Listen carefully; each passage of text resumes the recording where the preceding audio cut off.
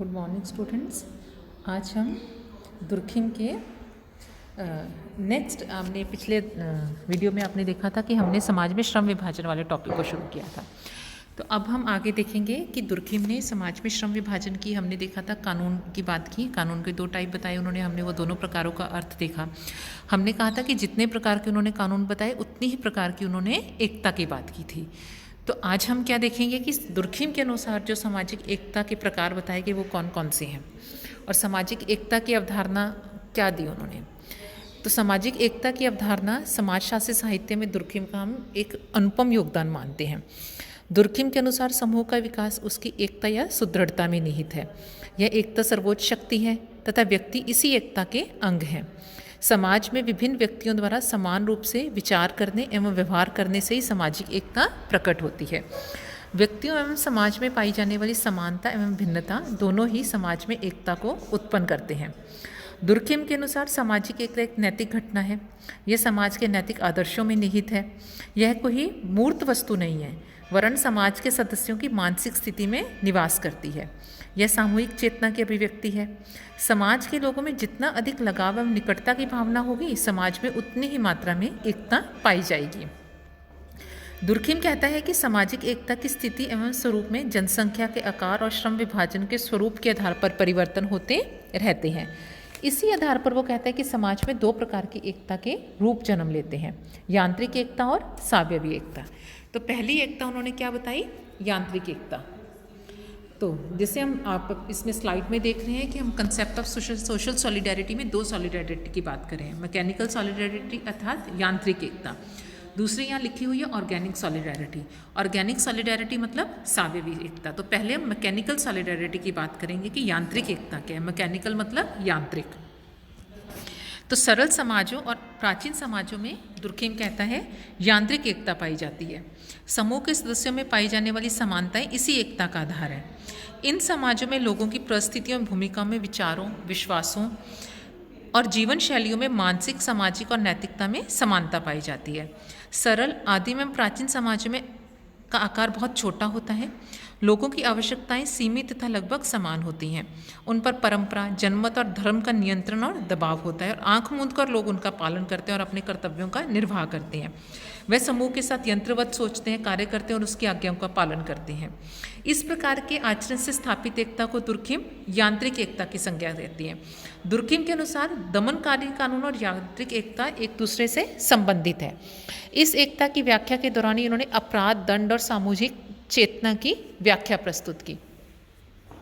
अब वो इसकी विशेषताएं बताते हैं कि यांत्रिक एकता के समाज की क्या विशेषताएं हैं। तो इसमें वो पहली बात करते हैं अविभेदीकृत या भेदभाव रहित समाज। यांत्रिक समाज के अंतर्गत आदिम एवं ग्रामीण समाज आते हैं। इन समाजों में आयु, लिंग एवं आनुवंशिकता के आधार पर गैर बराबरी तो पाई जाती है, किंतु आर्थिक विषमता का भयंकर जो आपका अंतर है या रूप है वो नहीं पाया जाता। इन समाजों में भूमि व्यक्तिगत नहीं होती, वरन संपूर्ण गांव की सामूहिक संपत्ति होती है। गांव या काबिले का मुख्य आनुवंशिकता के आधार पर होता है। इसका निर्णय पंचायत करती है। ऐसे जो समूह या समाज होते हैं वहाँ हम देखते हैं कि व्यक्ति का द्वितीयक स्थान है और जो आपका समाज है उसका प्राथमिक स्थान होता है। तो ये जो यांत्रिक एकता वाले समाज है या जो यांत्रिक समाज है वो दुर्खिम कहता है कि आपके प्राचीन समाज है, जहाँ पे वो कहता है कि आपका विभेदीकृत कम होगा, अविभेदीकृत समाज होगा, जिसमें वो कहता है कि आपका ये जो आर्थिक विषमता का रूप है ये कम देखने को मिलेगा। दूसरा वो कहता है कि मैकेनिकल सॉलिडेरिटी वाले जो समाज होते हैं इनमें व्यक्ति का द्वितीय स्थान होगा, समाज का स्थान उच्च होगा, व्यक्ति समाज के सामने गौण होगा। तीसरा वो कहते हैं सामूहिक चेतना का प्रभुत्व। यांत्रिक एकता वाले समाज में सामूहिक चेतना का प्रभुत्व होता है। समाज के विश्वासों और संवेगों में समाज के प्रत्येक सदस्य की भागीदारी होती है। जब समाज का कोई भी सदस्य इनमें शंका उठाता है तो इसका तात्पर्य है कि वह समाज को चुनौती दे रहा है, जिसे समाज स्वीकार नहीं करता। चौथा वो कहता है कि दमनकारी कानूनों की प्रधानता रहती है। यांत्रिक एकता वाले समाजों में दमनकारी कानूनों की प्रधानता पाई जाती है। दमनकारी कानून का उद्देश्य समाज की एकता को बनाए रखना होता है। सामूहिक चेतना को चोट पहुंचाना अपराध माना जाता है और समाज ऐसे व्यक्ति को दंडित करता है। दमनकारी कानून का उद्देश्य व्यक्ति के स्थान पर सामूहिक हितों की रक्षा करना होता है। नैतिकता। यांत्रिक एकता वाले समाजों में सामाजिक एकता का आधार नैतिकता होती है। यद्यपि यांत्रिक एवं सावयवी दोनों ही प्रकार के समाजों में नैतिकता के धरातल पर समाज खड़े होते हैं, किंतु सावयवी समाजों में नैतिकता कमज़ोर हो जाती है तथा यांत्रिक समाजों में नैतिकता के आधार पर समाज अपनी सुदृढ़ता एवं नियंत्रण व्यवस्था बनाए रखता है। इस प्रकार के जो समाज होते हैं यांत्रिक, उनमें जनसंख्या कम होती है और हर क्षेत्र में आपको सजातीयता देखने को मिलती है। राजनीतिक जीवन जो होता है, इन समाजों में न्याय, दंड, सामाजिक मामले सारे समूह द्वारा सामूहिक रूप से निपटाए जाते हैं। कि कोई प्रॉब्लम होगी तो वो एक पंचायत बैठेगी, उस पंचायत के सामने उसे सॉल्व किया जाएगा। इस प्रकार के समाज में अर्थव्यवस्था भरण पोषण वाली अर्थव्यवस्था होती है। भोजन, वस्त्र और आवास की पूर्ति भी इन समाजों में कठिनाई से होती है। इनमें विशेषीकरण का भाव पाया जाता है। उत्पादन की प्रक्रिया में परिवार एवं समुदाय के सभी लोग भाग लेते हैं। वर्गों का भाव पाया जाता है और संपत्ति सामूहिक होती है। धार्मिक संगठन। यांत्रिक समाजों में धर्म की प्रधानता होती है। इनमें धर्म का प्रारंभिक स्वरूप टोटमवाद के रूप में पाया जाता है। टोटम की पूजा की जाती है। टोटम ही धार्मिक क्रियाओं का केंद्र होता है। धर्म सामाजिक नियंत्रण का प्रमुख साधन होता है। अब दमनकारी कानून के आधार पर दुर्खिम ने अपराध और दंड की भी व्याख्या की। अपराध, वो कहते हैं कि अपराध की व्याख्या दुर्खिम ने दमनकारी कानून के आधार पर की। दंड अपराध से जुड़ा हुआ है। कोई भी समाज ऐसा नहीं है जहां हम देखें कि अपराध हो और वहां दंड की व्यवस्था ना हो। सभी समाजों में अपराध सामूहिक चेतना पर चोट पहुंचाना माना जाता है। सामाजिक एकता के विरुद्ध कार्य माना जाता है। इसलिए ही समाज में अपराध के विरुद्ध प्रतिक्रिया होती है। अपराध का निर्धारण दमनकारी कानूनों के द्वारा होता है। दमनकारी कानून समूह की अभिमति होती है। इन कानूनों के अनुसार अपराध वे कार्य हैं जिन्हें समूह के सदस्य अनुचित मानते हैं, जो सामूहिक भावना को ठेस पहुंचाते हैं। इस प्रकार दुर्खिम अपराध की व्याख्या दो आधारों पर करते हैं। पहला तो अपराध सामूहिक भावना पर आघात है कि प्रत्येक समूह की हम देखते हैं कि भावनाएं ऐसी होती हैं, हर समूह में व्याप्त होती हैं, उनके विरुद्ध कार्य करना आपका अपराध माना जाता है। तो दुर्खिम कहते हैं कि एक कार्य अपराधी तभी है जब वह सामूहिक आत्मा की शक्तिशाली तथा निश्चित अवस्थाओं पर आघात करता है। फिर वो आगे दंड की बात करते हैं। तो दंड, वो कहते हैं कि जो कार्य समूह के द्वारा दंडनीय है वही अपराध है। अपराध ही दंड की मात्रा और प्रकृति तय करता है। दंड अपराध के प्रति समूह की भावनात्मक प्रतिक्रिया है। सामूहिक भावना के प्रतिकूल आचरण करने पर समूह के प्रत्येक सदस्य के मन में विरोधी प्रतिक्रिया होती है और समूह के सदस्य प्रतिशोध लेना चाहते हैं। प्रतिशोध की भावना का परिणाम ही दंड है। इसलिए दुर्खिम कहते हैं दंड का उद्देश्य प्रतिशोध लेना और प्रत्याघात करना है। चूंकि अपराध की प्रकृति सामाजिक है, इसलिए दंड की प्रकृति भी सामाजिक है। अपराध के विरुद्ध हमारा प्रतिशोध व्यक्तिगत नहीं होता। हम यह प्रतिशोध इसलिए व्यक्ति नहीं करते कि अपराधी ने हमें हानि पहुंचाई है, अभी तो इसलिए करते हैं कि अपराध उन पवित्र और परंपरागत आदर्शों भावनाओं पर आक्रमण होता है। दुर्खिम ने अपराध की सामाजिक उपयोगिता का भी उल्लेख किया। इनके अनुसार अपराध समूह के लोगों को एकता के सूत्र में बांधता है। सभी व्यक्ति समान रूप से अपराध क्रिया का प्रतिशोध लेने या अपराधी को दंड देने की बात सोचते हैं। सामान्य आक्रोश समूह के सदस्यों में मानसिक एकता स्थापित करता है। दुर्खिम कहते हैं कि अपराध उत्तेजित आत्माओं को एक दूसरे के निकट ला देता है और उन्हें एकाग्र करता है। तो हम देखते हैं कि दुर्खिम एक और अपराध को सामूहिक भावना पर चोट करके समाज के सदस्यों के भीतर मौजूद सामूहिक आत्मा को सावधान करते हैं, तो दूसरी ओर दंड इन सामूहिक भावनाओं की रक्षा कर उनकी पुनः प्रतिष्ठित करने के लिए अपराधी से बदला लेने के लिए समूह को एकता के सूत्र में बांधता है। यह एकता समान उत्तेजनाओं तथा समान प्रतिक्रियाओं का परिणाम है।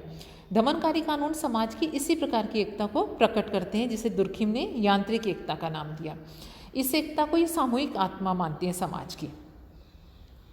अब हम आगे बात करेंगे सावयवी एकता या ऑर्गेनिक सॉलिडारिटी। सावयवी एकता दुर्खिम ने यांत्रिक एकता के विपरीत सावयवी एकता की बात की, जो आधुनिक विकसित और औद्योगिक समाजों में पाई जाती है। इस प्रकार के समाजों में वो कहते हैं कि दमनकारी कानूनों की बजाय प्रातिकारी कानूनों की प्रधानता रहती है। यांत्रिक में दमनकारी कानून है और सावयवी में आपके प्रतिकारी कानून है। तो यांत्रिक एकता आपकी प्राचीन समाज है, आदिम समाज है, और आपकी सावयवी एकता वाले समाज जो हैं आपके वर्तमान वाले औद्योगिक या आर्थिक जो आपके विकसित समाज हैं, उन समाजों को हम मानते हैं। आदिम समाजों में कहते हैं कि दमनकारी कानून पाए जाते हैं, जिसमें सामूहिक मन या चेतना से शक्ति प्राप्त होती है।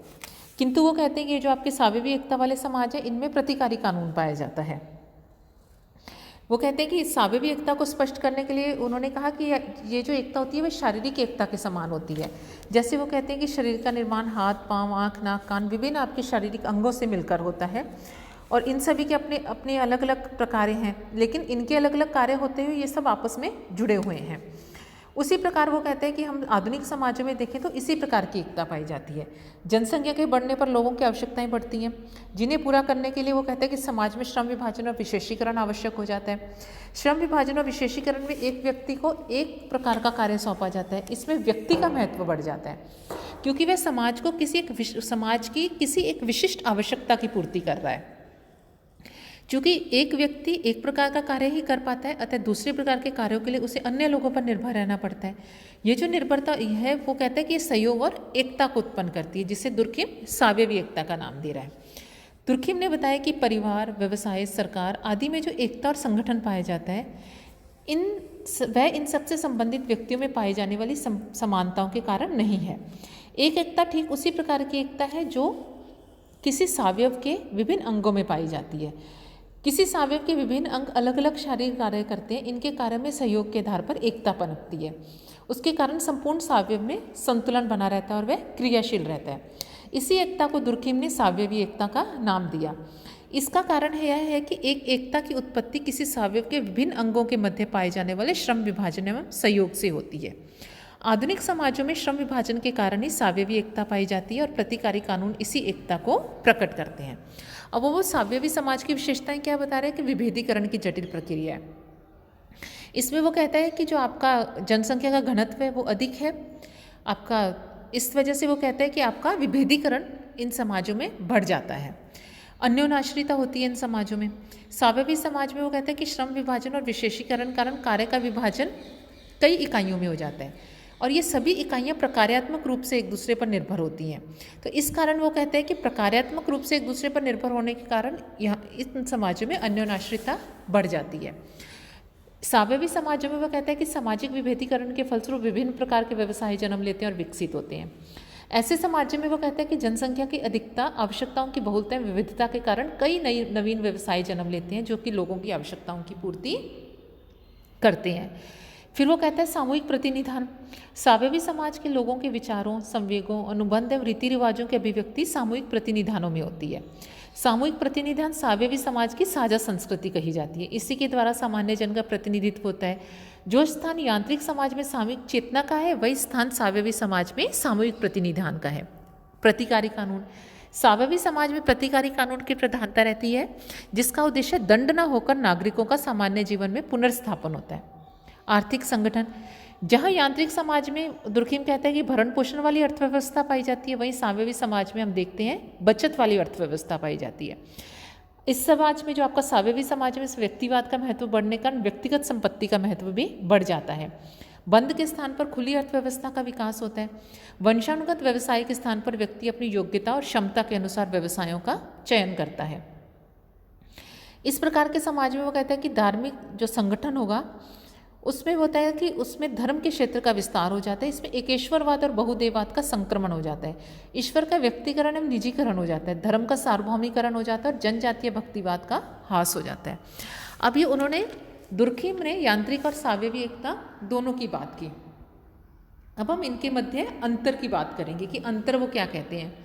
अंतर का है कि यांत्रिक एकता व्यक्ति को बिना किसी मध्यस्थ से समाज से सीधा जोड़ती है, जबकि सावयवी एकता में सदस्यों की पारस्परिक निर्भरता उन्हें समाज से जोड़ती है। दूसरा अंतर है कि यांत्रिक एकता समाज में सामूहिक रूप को प्रकट करती है, जबकि हम सावयवी एकता में देखते हैं कि कार्यों की भिन्नता और विशेषीकरण पाए जाते हैं जो पारस्परिक संबंधों की एक निश्चित व्यवस्था को जन्म देते हैं। फिर आगे यांत्रिक एकता का आधार समाज में व्याप्त समानता है, तो सावयवी एकता का आधार समाज में व्याप्त भिन्नता और विशिष्टता होती है। यांत्रिक एकता में दमनकारी कानून पाए जाते हैं, जबकि सावयवी एकता में आपके प्रतिकारी कानूनों की प्रधानता होती है। जहाँ आप देखते हैं कि यांत्रिक एकता सामूहिकता पर बल देती है, तो जो आपकी सावयवी एकता वाला समाज है वो व्यक्तिगत स्वतंत्रता और भिन्नता पर बल देता है।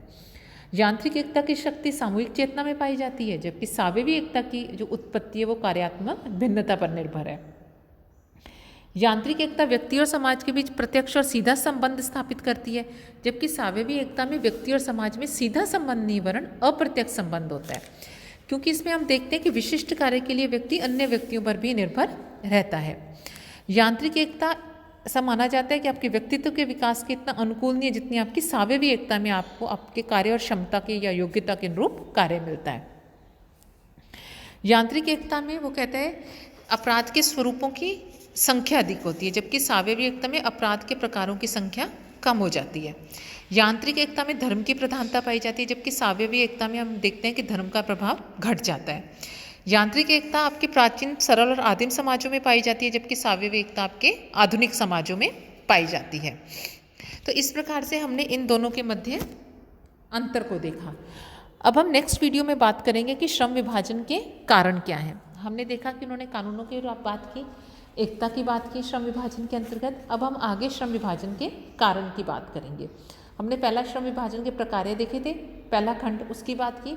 द्वितीय खंड में वो कारण एवं दशाओं की बात करते हैं श्रम विभाजन के। तो हम जो द्वितीय खंड है श्रम विभाजन के कारण क्या मानते हैं दुर्खिम, इनकी हम नेक्स्ट वीडियो में कारण और परिणाम की बात हम नेक्स्ट वीडियो में करेंगे। धन्यवाद।